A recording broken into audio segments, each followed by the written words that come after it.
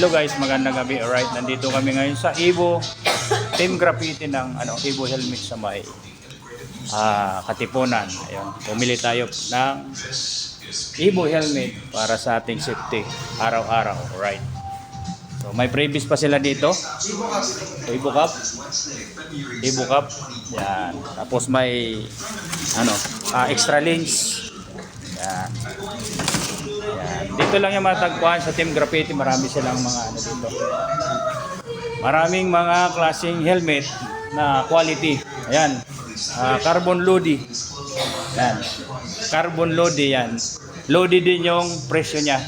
Kaya carbon Lodi. Alright. Yan lang guys. Ayan.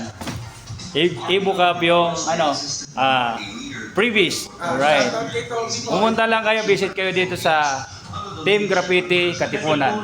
Alright. Pag may available sila dito ng Arden, babalik ako, large. Ayan.